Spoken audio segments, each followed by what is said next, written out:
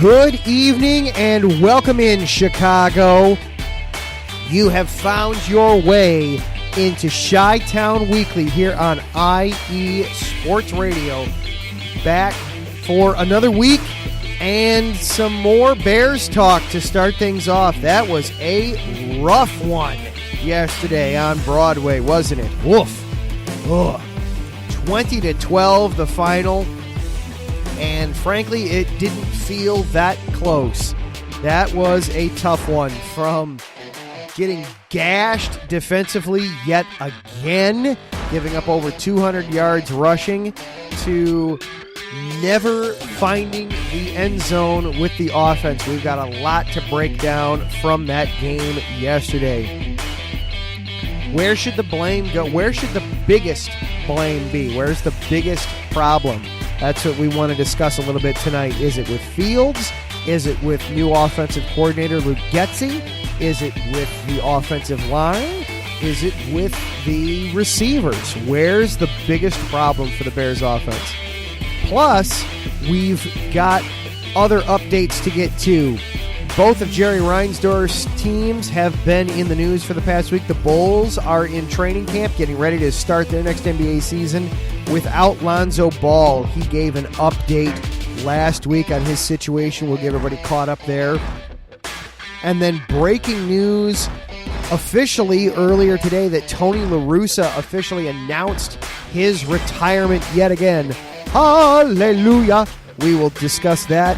And then the Fighting Illini made a statement over the weekend. We'll break down what's going on there with Brett Bielema's club. All that and more coming on up. Buckle it on up into Chi-Town Weekly. Let's go.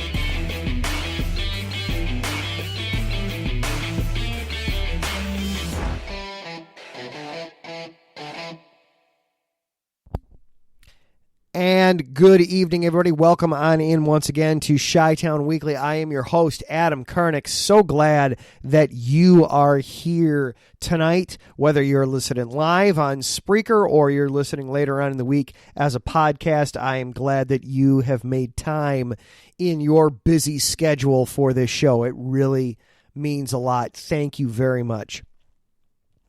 Lot to get through tonight in the show, of course. We've got to break down the Bears game from yesterday. Plus, there's just all kinds of news and updates from the Bulls and White Sox. And then I do want to get into some college football again tonight, because the Fighting Illini made what I think could be the statement win so far of the Brett Bielema era there in Champaign. But before we get any further, of course, we do need to get our preliminaries out of the way, our homework, if you will, get that out of the way.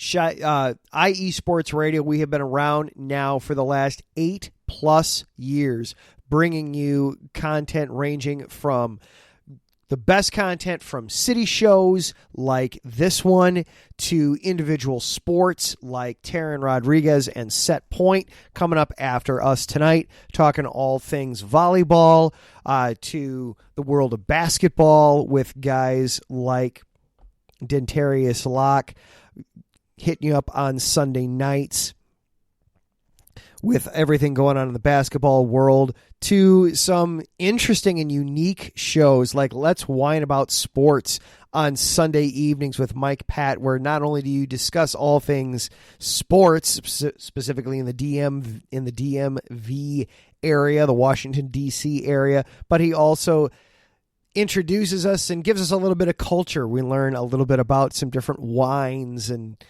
some different alcoholic beverages. A fun show. All that's to say that we give you all kinds of great content here on IE Sports Radio, and we're ready to take the next step, but we need your help. When you go to our website, iesportsradio.com, you'll see our Patreon link with 5 different tiers. The first one starts at just $5 a month. This donation gets you a shout out on every single one of our shows. Higher tiers include IE Sports Radio merchandise, access to our podcasting university, and even a chance to be featured on a segment of our flagship show, The Defining Moment. Thank you all very much for continuing to make IE Sports Radio your direct feed for all that is sports. And we have 4 Patreon supporters that we want to thank right now. Bay Area Raised, Emlos Great, Key to the Gate, and Anonymous. Thank you so very, very much for your support. It really does help. It allows us to do things like make live calls of different sporting events. For example, over the weekend, I was able to take part in a live call for the Alabama-Arkansas game under the USRN umbrella. We've partnered with USRN to do that, and your donations there with Patreon help make that possible. Excuse me. I apologize. I had something stuck in my throat there. I apologize.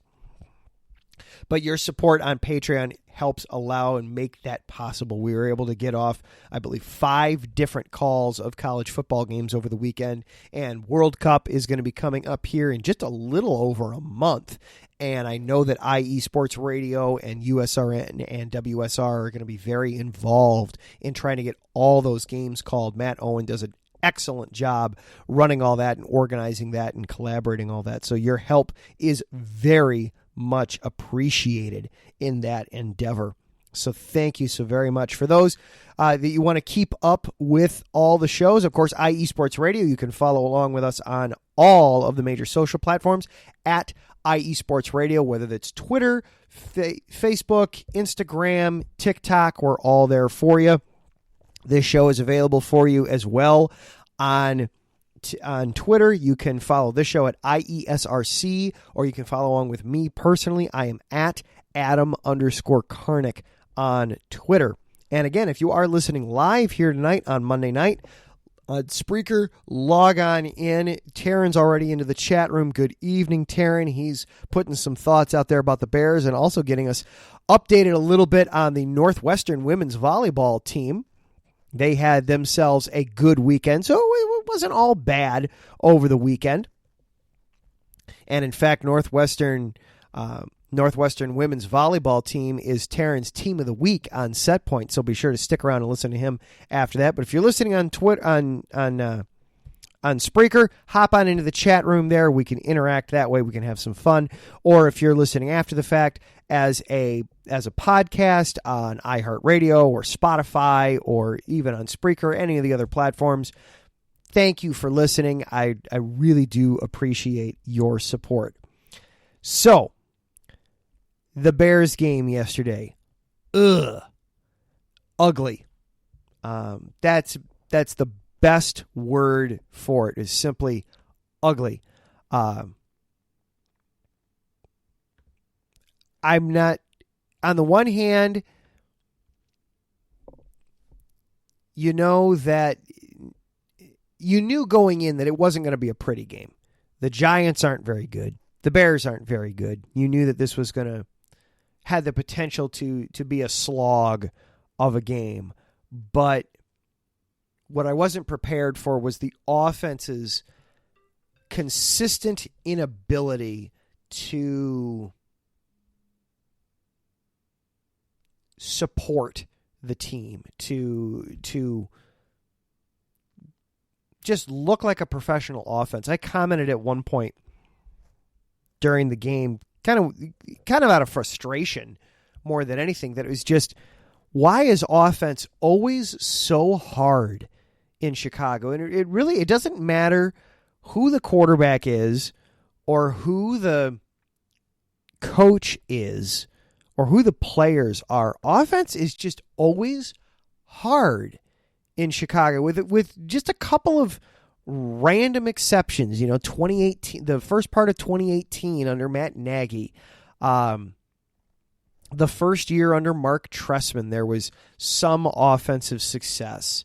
For about 5 or 6 games under Mike Martz, they had some success. While there, 20 years ago, John Shoop had a couple of games here and there where they had success. But by and large, the Bears just struggle to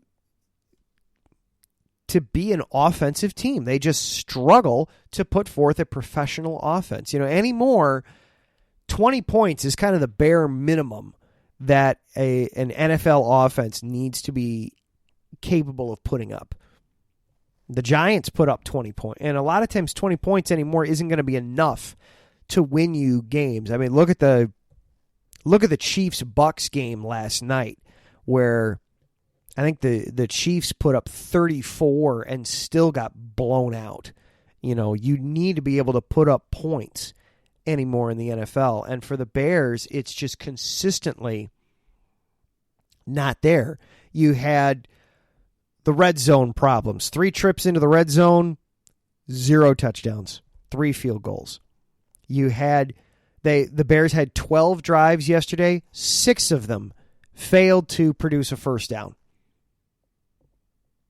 To be fair, 2 of them were right at the end of the halves. You had one right at the end of the first half, and then you had the final 17-second drive of the game.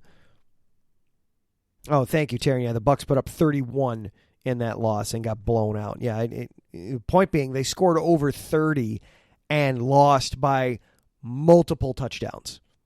You know, and it's all the Bears can do to put up 12 yesterday against a Giants team that isn't all that good. You know, 12 drives, 6 of them failed to produce a first down, including 3 straight drives in the second half. At least 2 of them were in the fourth quarter. All 3 of them might have been in the fourth quarter, where they could not move the ball. They could not, for the life of them, get a first down. 9 plays, 12 net yards, 0 first downs, no points.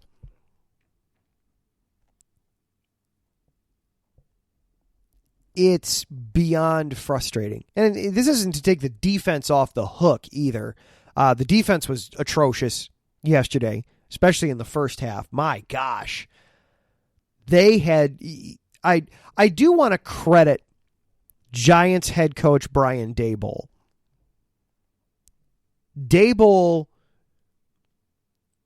I want to give him some benefit on this here. The Bears clearly went into that yesterday. Alan Williams, the defensive coordinator, clearly what they had preached during the week was, don't let Saquon Barkley beat you.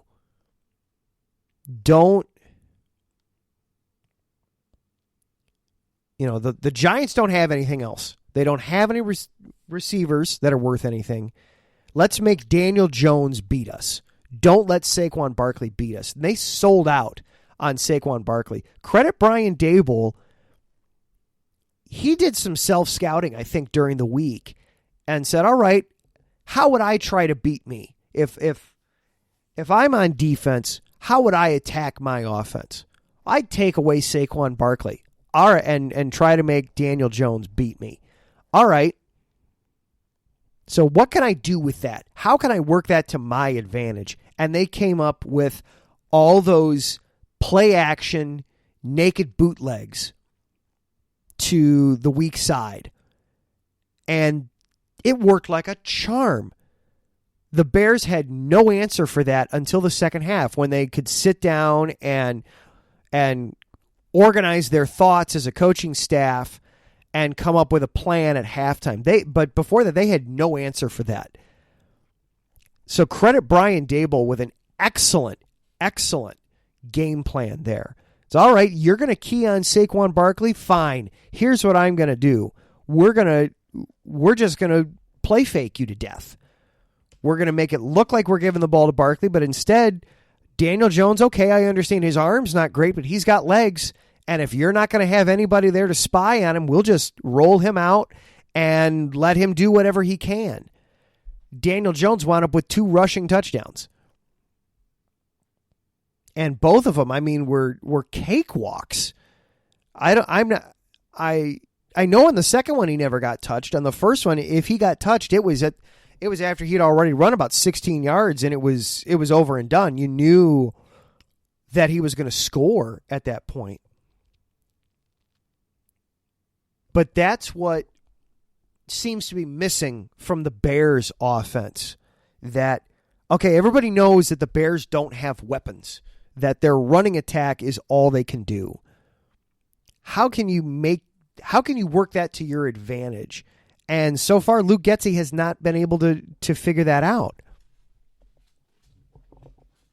And yes, we're only 4 games in, but it's still, you're 4 games in. You're basically a quarter of the way through your schedule. You need to have some answers. And Justin Fields, statistically, he had his best game of the season so far. Low bar to clear. He had a season high in attempts, completions, yards. Wonderful. He'll probably reset all those next week because they're going to be playing the Vikings and they're going to have to be throwing the ball constantly because they're going to be down all game. But we're only 14 starts into his career. It is way too early to start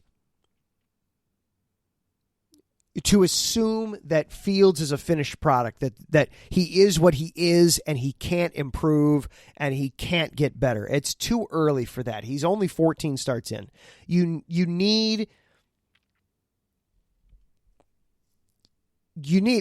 first of all, at least a season, and he hasn't even had that yet. But realistically, you need closer to 2 seasons. The number I've heard a lot is 30 starts. So we're maybe halfway to knowing the number, to getting a large enough sample size with Fields to know. But at the same time, the returns we've been getting are troubling the last few games. It feels like he's gone backwards with every game this season. You had the monsoon game against San Francisco. All right, that was what it was. You were able to get whatever you were able to get. Then you had the game against the Packers. All right, that's a huge step up, and they were able to take advantage of you. Game against the Texans, he never really settled in. The running attack bailed him out and helped out quite a bit. And then you had the game yesterday where there were times where it felt like, towards the end of that game, it felt like Fields just stopped looking to throw when a passing play was called. That it was very simply he would get however deep he was supposed to get with his drop, 3, 5, 7 steps, whatever it was. And as soon as he would hit that last one, it was, okay, now I can run. Now I can just go, get out of here, get out of the pocket, and go make some plays with my feet. Because whether it's not trusting his offensive line, which gave up 14 more pressures and there were 6 more sacks. I saw the stat of Sam Mustipher alone gave up 7 pressures from the center position. Yikes. And now you don't have Cody Whitehair at left guard, so you're thinking of putting Lucas Patrick in at center and being able to bench Mustipher. Now you're probably not going to be able to do that because you're going to have to play Lucas Patrick at left guard. So Mustipher's got to stay in. I understand why the offensive line is causing Fields to see ghosts. But there were times where the offensive line did hold up. And even when he was moving, they moved with him and created a space for him to be able to step up and throw or step up and run. And he didn't do it. He would just keep going to the sideline because he was panicked, because he was flustered. He was beaten. Not a single receiver, not a single wide receiver, not named Darnell Mooney, caught a pass yesterday. Darnell Mooney was the only wide receiver to catch a pass. You had Pettis drop a blatant one on 3rd down that would have gotten a conversion. You had EQ St. Brown have a couple targets, but those weren't really in line, and he wasn't really open anyway. It's just what we're seeing from Fields. We're seeing regression, and we're not seeing anybody around him step up and try and help either. So there's plenty of blame to go around. I'm not sure what the biggest problem is at this point with the Bears offense, but there's a lot of them. They've got a a glutton of options there. They've got plenty of options to pick there. What the biggest problem is, unfortunately. And I don't see it getting fixed this week either. Now they get to go on the road to Minnesota and take on a very strong Vikings team. Say what you will about how good they are when postseason runs around, or do they have a legitimate shot at making a postseason run or anything like that. They're certainly strong enough to beat up this Bears team. So, not good. Not good after this week in New York. Hopefully we'll get some better things soon, but I'm not holding out hope for this week. All right, we need to take a quick break, and then when we come back, we need to talk about Jerry Reinsdorf's teams, both of them, the White Sox and the Bulls. We will do that next. You are listening to Chi-Town Weekly on IE Sports Radio, your direct feed for all that is sports. Are you a fan of the best teams in the Buckeye State? Then this is a show for you. This is the State of Ohio Sports, where I, your host, Andrew Higginbotham, will bring you all the professional news as well as all things college from Northeast Ohio and Cleveland, all the way down to Southwest Ohio and Cincinnati, and even in the heart of the state in the state capital of Columbus. So if this sounds like the show for you, check out the State of Ohio Sports show every Friday at 2 p.m. Eastern Time, 11 a.m. Pacific on IE Sports Radio, your direct feed for all that is sports.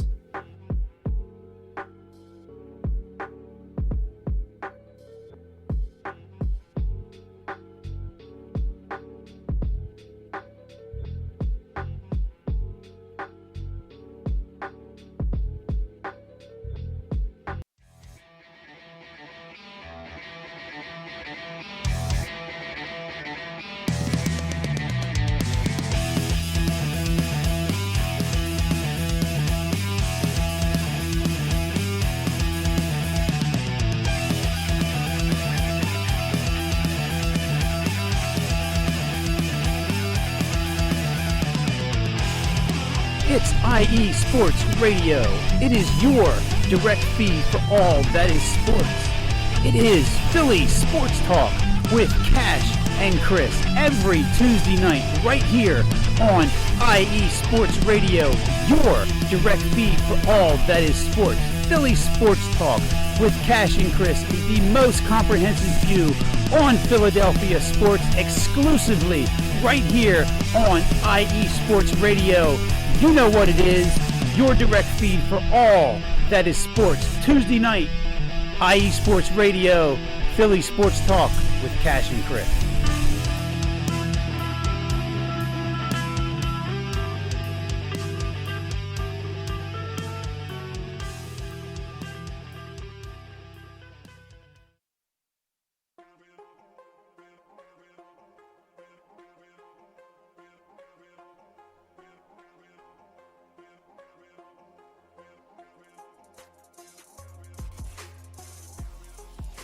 Hello, ladies and sinners. Hello, sports fans around the world. Hello, IE Sports family. This is Cale Henderson, the host of IE Vegas, the Sin City Sports Show, presented by IE Sports Radio.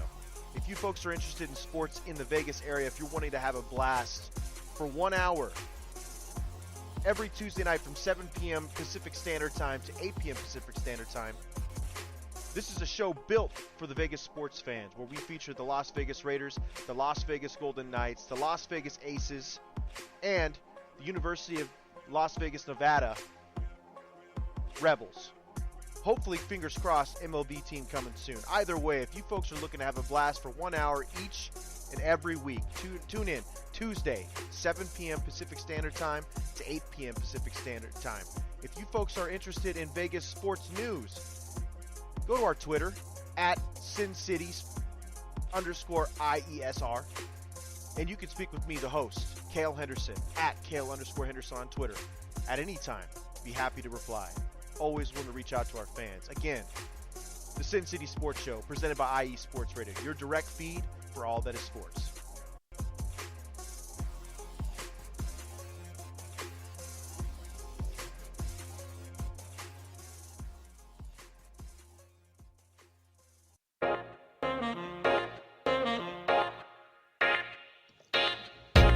What is going on, everybody? My name is Harrison Glazer, and and we're coming at you from the Show That Never Sleeps podcast. I cover the Jets, the Islanders, the Nets, and the Yankees. This is Pierre Moss, and I cover the Mets, Knicks, Rangers, and the Giants. Our show is live every Wednesday through Spreaker and a bunch of other ways to get our content.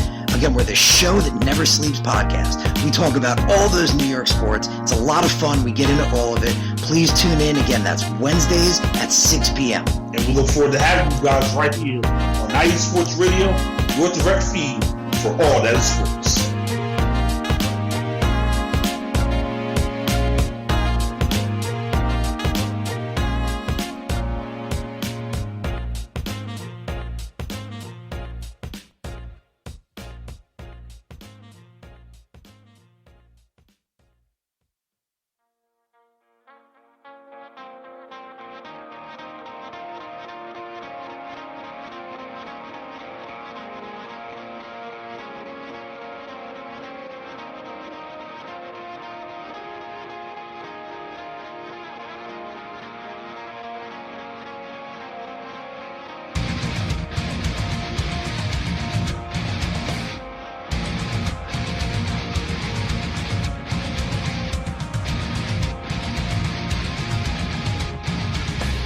Hey sports fans, do you like wine?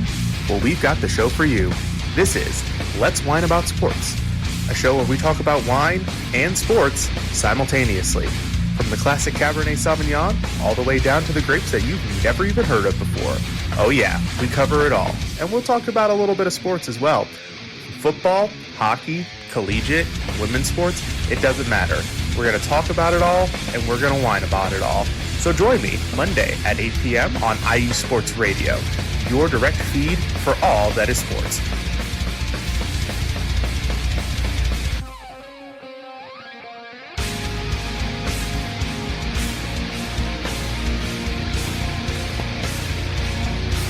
And welcome back into Chi-Town Weekly here on IE Sports Radio, your direct feed for all that is sports. So during the break there, Taryn chimed in about the Bears' offensive situation.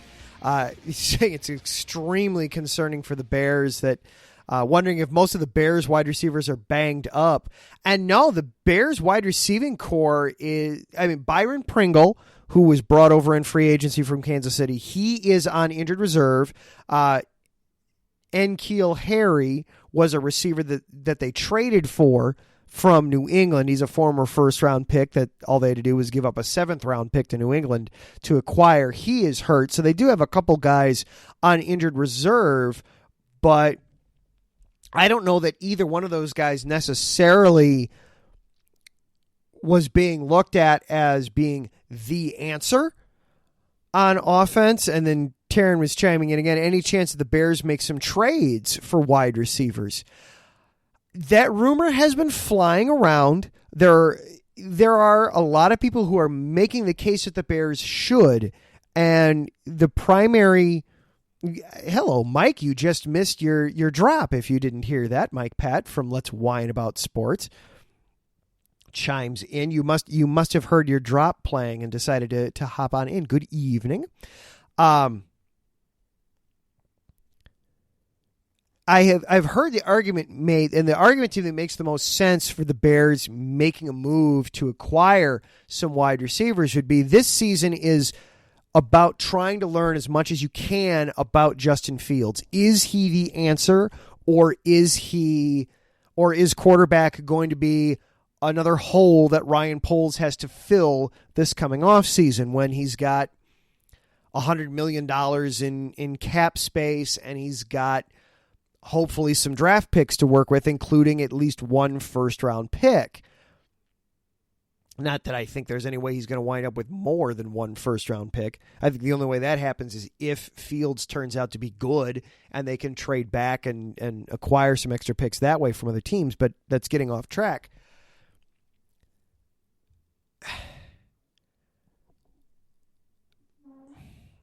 On the one hand, I like that argument of, hey, we need to get some players in here, if for no other reason, that you can help establish a baseline for Justin Fields.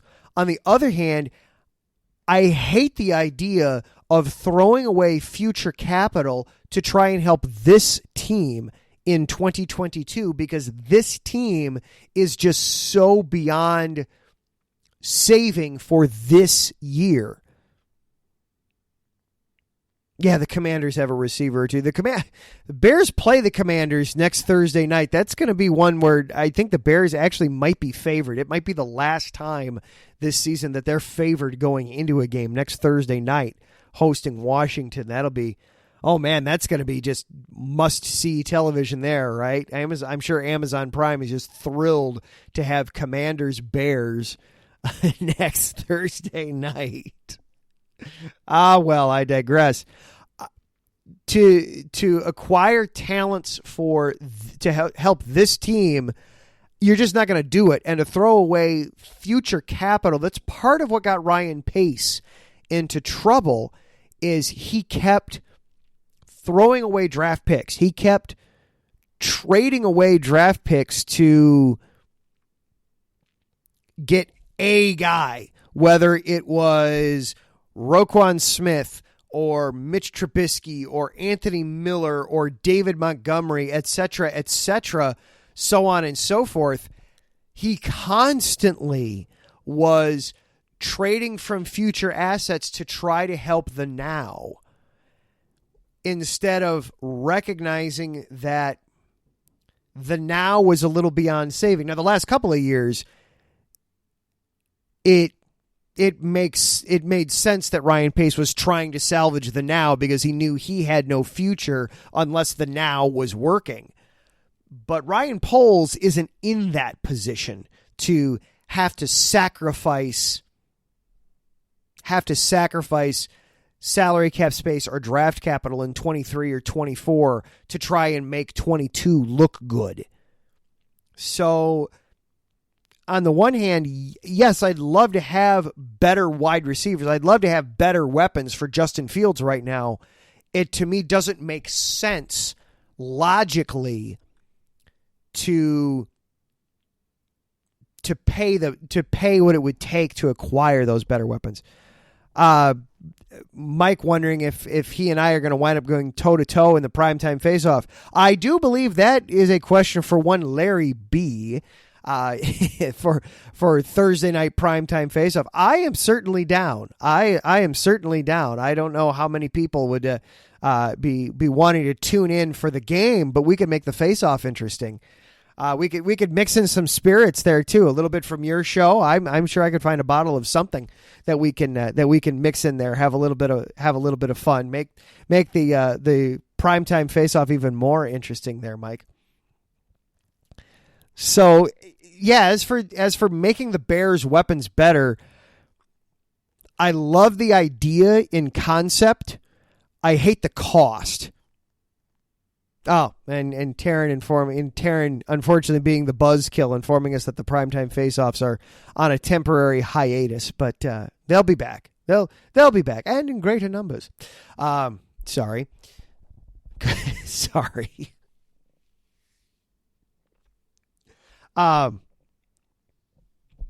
did that without thinking too. Now I'm off track. Right. Jerry Reinsdorf. Right. There we go. That was the next direction we needed to head with this show. Well, how's that for a segue? So both of Jerry Reinsdorf's teams, the White Sox and the Bulls, have made some news in the last week. Let's start with the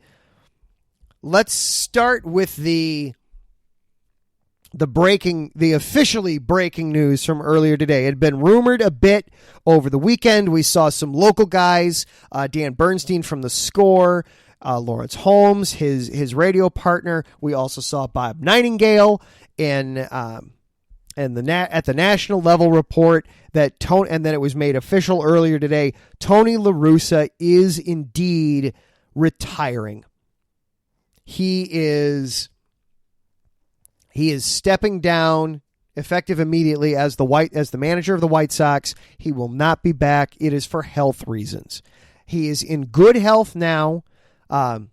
He had to have an emergency procedure at the end of August, where he was in the dugout a couple hours before the game, and then the next thing you know, apparently he was on a flight to Arizona to be looked at it by his doctors, and the team didn't even find out until they were out on the field and the Jumbotron informed them, oh, by the way, Tony La Russa's not here tonight, folks, but it's fine.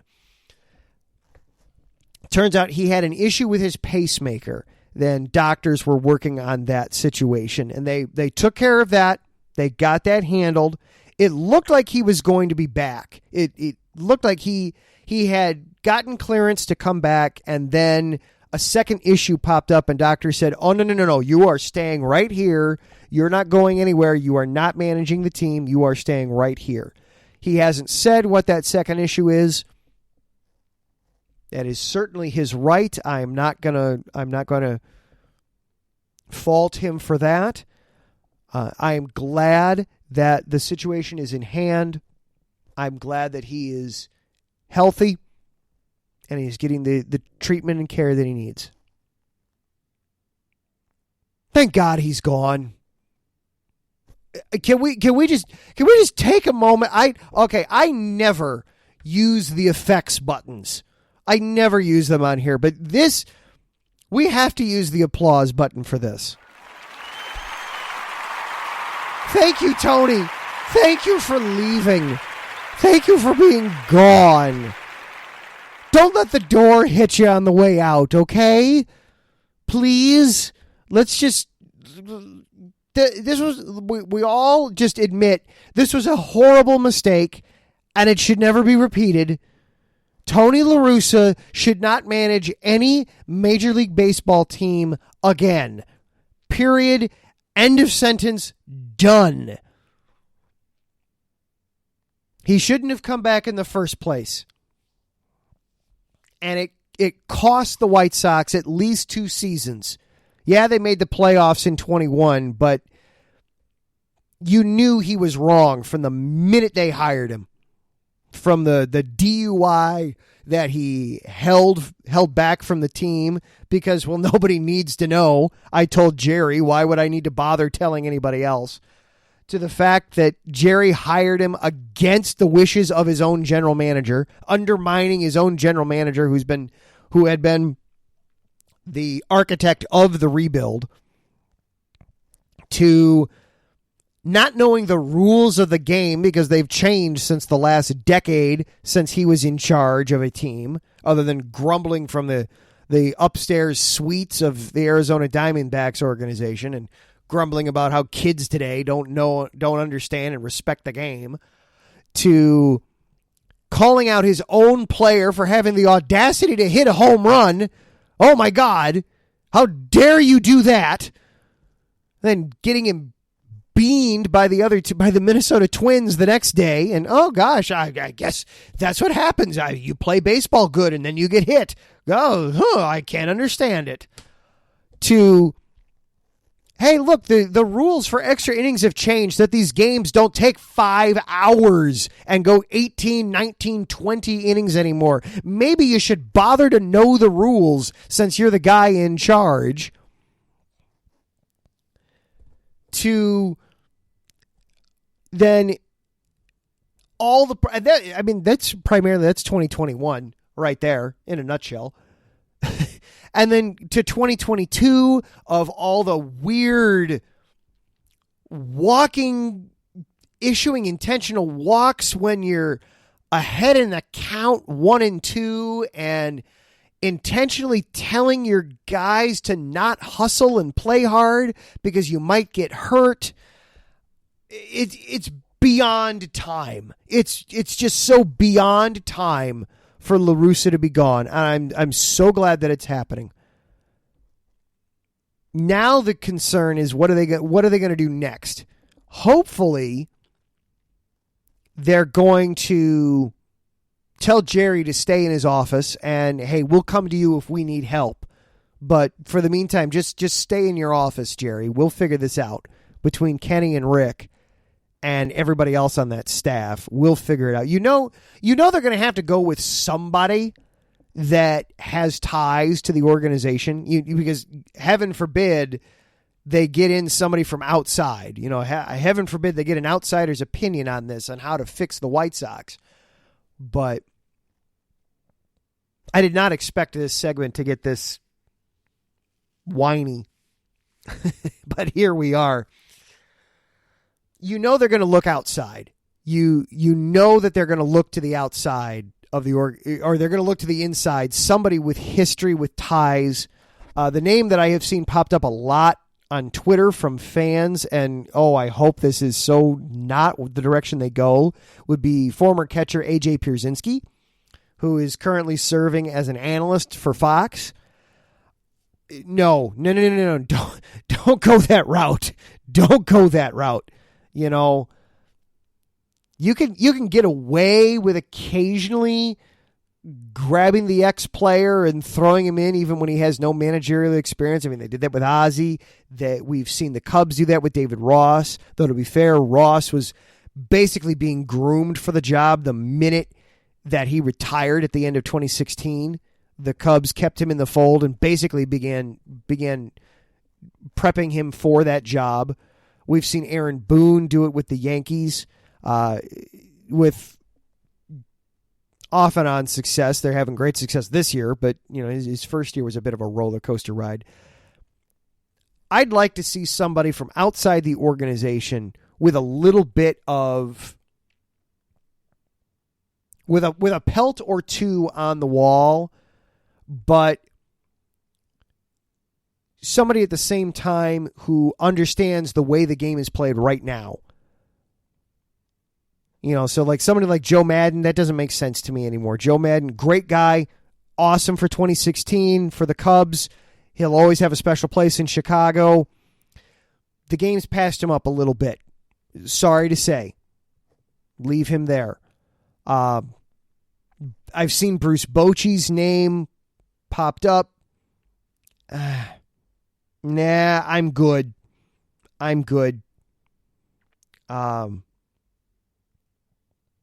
But I'd like to see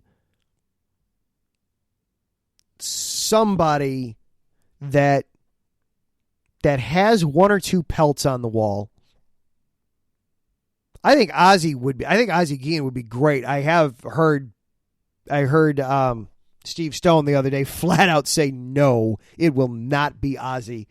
And I'd believe him. I know he's tied in closely with Jerry. I'd believe him when he says no, it will not be Ozzie. Which is too bad because I think Ozzie could still have it in. It'd be worth the interview if nothing else to bring him in. One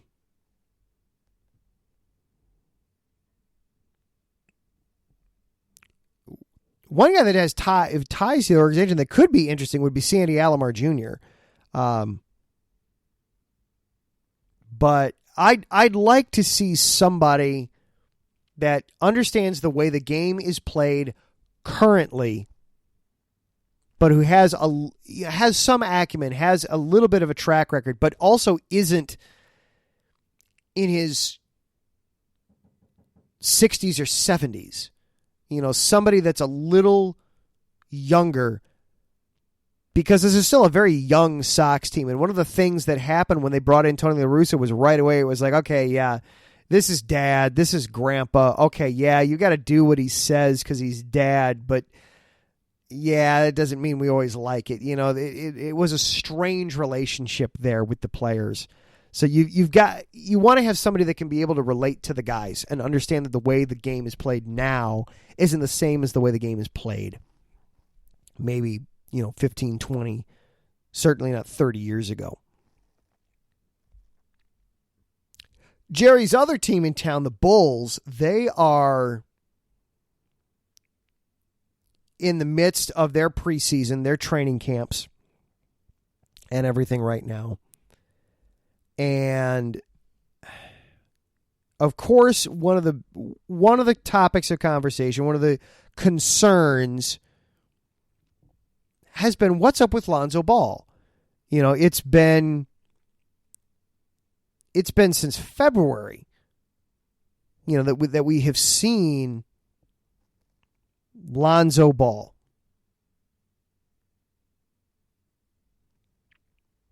And we weren't sure when are we going to see Lonzo Ball. And Lonzo did a press conference last week. It was actually, I think it was Wednesday of last week, where he discussed where he's at. It is going to be a while before he's back. He needed to have a second procedure done on his knee, basically because the doctors didn't know what was wrong. All that Lonzo knew was, I can't run, I can't jump. If I bend my knee, I can't put any pressure on it. And it's scary stuff. He had a second operation. It, quote, went well. They're not sure when they're going to get him back. At this point, it feels like it's going to be 2023 before he will be back.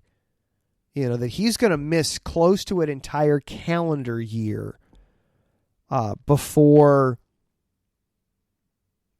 he's back. He's going to get reevaluated sometime in November, most likely. I'm sorry, not since February, since January.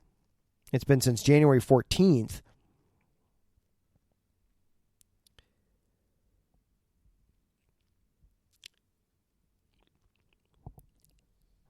At this point, and the Bulls need him. That team operated so much better when they had a quarterback. Let's just call it what it is. Lonzo Ball was the quarterback of that team. And just like in football, when the quarterback goes down, it creates problems. Same thing happened here. When Lonzo went down, there was nobody to fill that void. Ayo Dosunmu did his best.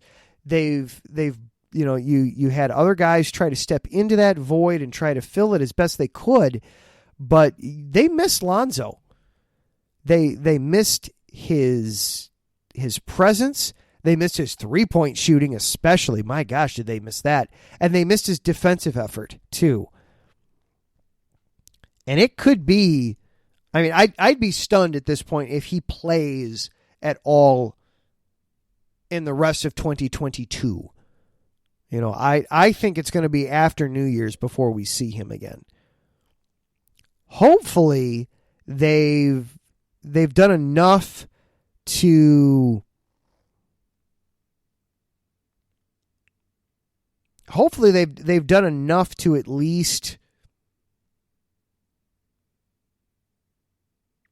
put themselves in a position that if and when he returns, that they'll be in a position to make a run. You know, they've made some moves at point guard to try and shore it up a little bit, but it's going to be interesting to see what the team looks like. But it was troublesome for Lonzo just as a person to hear these things from last week. Hopefully everything coming out of it is good, and we'll be able to move forward with it and have some good results. It sounds like the second procedure went well. He'll get reevaluated sometime in November, sometime next month, and then we'll learn from there. Speaking of good things, of other good things, the Fighting Illini. My goodness, did they have a statement to make over the weekend. We're going to take a super fast break, and then we'll be back to wrap this up here on Chi-Town Weekly on IE Sports Radio, your direct feed for all that is sports. Attention, all sports fans! If you're someone who wakes up each morning with lists of sporting events to go along with your to-do list for the day, then you just might be a diehard. The world of sports is as vast as the ocean is deep, including the major leagues, the minor leagues, the college, and everything in between. This is me, your brother Larry B of IE Sports Radio, welcoming you to join me every Monday evening at 4 p.m. Pacific, 7 p.m. Eastern on The Defining Moment, a show that focuses on what really matters in the sports world. sports themselves and nothing outside of them. Once again, tune in for the defining moment with me, your boy Larry, every Monday evening at 4 p.m. Pacific, 7 p.m. Eastern on IE Sports Radio, right here on Spreaker.com. We'll see you there.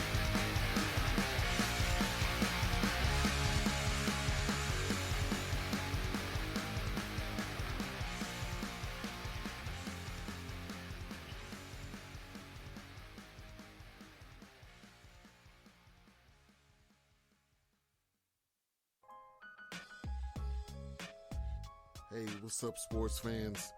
You're looking for a different type of sports talk show, something you haven't heard before? You gotta check out the BS3 Sports Show every other Saturday on 2 Live Stews Radio, 1 p.m. Central Time, 2 p.m. Eastern. Sports talk at its finest. Always have great guests, playing some good hip-hop. You don't want to miss it. Make sure to tune in to the BS3 Sports Show every other Saturday at 1 p.m. Central Time, 2 p.m. Eastern.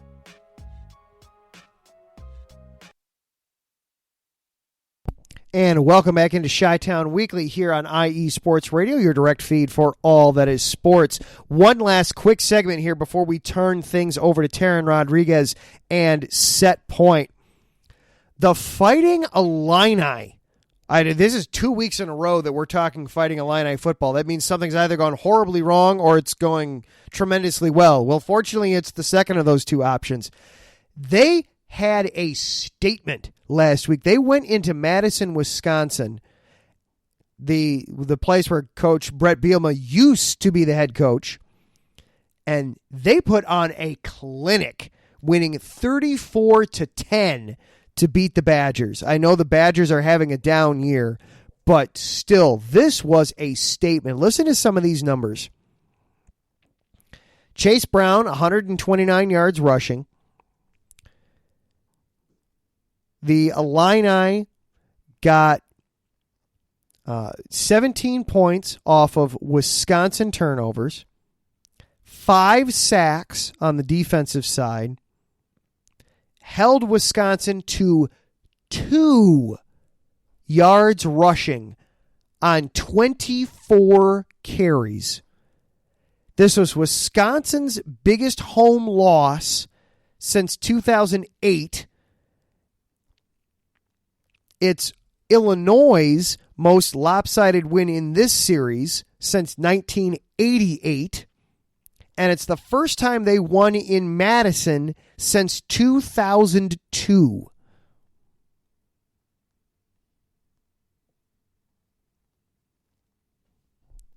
This was a year ago. They lost to Wisconsin 24-0. Looking at some of the team stats in this game, Illinois 304 yards of offense, 137 on the ground. Wisconsin 10 penalties. Wisconsin 3 turnovers. Illinois held the ball for basically an extra 8 minutes in the game. This was a beatdown. Illinois is now 3-1 overall. Or 4-1 overall. They're 1-1 in the Big Ten. And now they get to play host to Iowa next week.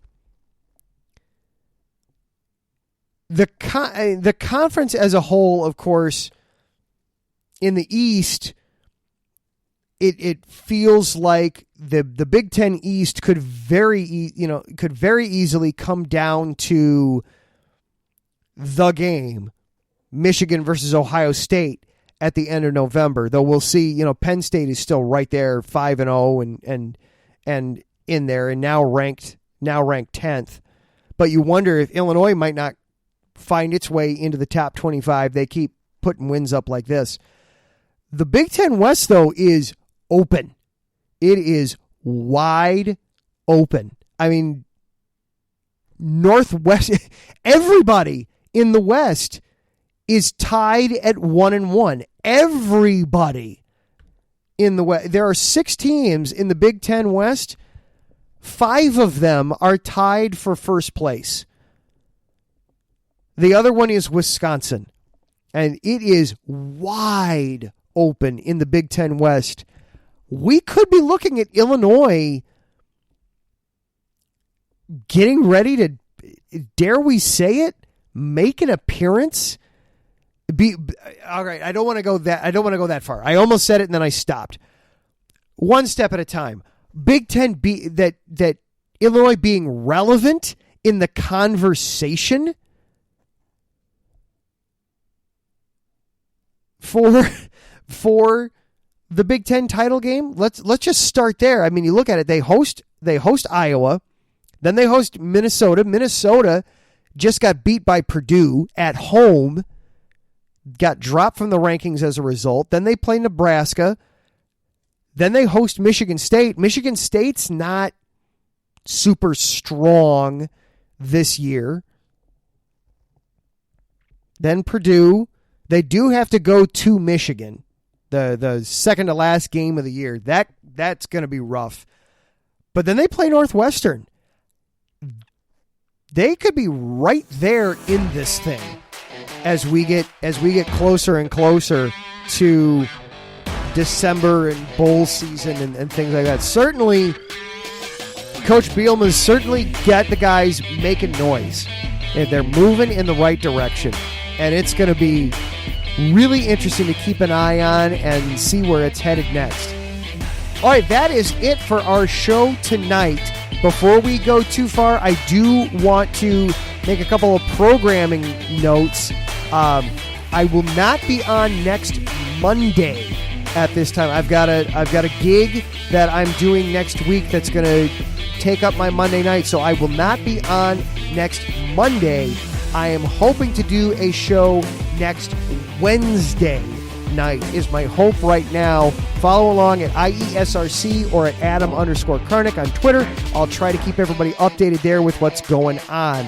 And then also, of course, the week that the Bears play the Patriots on Monday night, that's a couple of Mondays from now. That's going to be the 24th, 3 weeks from now. Obviously, we're not going to do a show during Bears Patriots, so we'll be rescheduling that one as well. So just stay tuned. October's going to be a little bit interesting of a month for shows, but we will get them all in, I promise. Big thank you to everybody for tuning in. Thank you, Larry. All the hard work that you're doing behind the scenes with IE Sports Radio, man, it is not going unnoticed, and it is appreciated. Thank you to our Patreon supporters, Bay Area Raised, Emlos Great, Key to the Gate, and Anonymous.